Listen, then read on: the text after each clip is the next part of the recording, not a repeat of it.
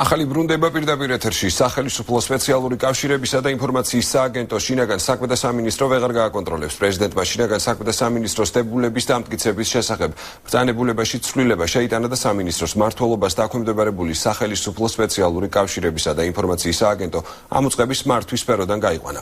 სააგენტო მთლიანად სახელმწიფო დაცვის სპეციალურ სამსახურს დაექვემდებარა სახელმწიფო სპეციალური კავშირებისა და ინფორმაციის სააგენტოს ამოცანაა თავისი კომპეტენციის ფარგლებში უზრუნველყოს სახელმწიფო სპეციალური კავშირების სისტემის ფუნქციონირება, განვითარება და მართვა განახორციელოს სახელმწიფო საიდუმლოების დაცვის ტექნიკური საკითხების უზრუნველყოფა.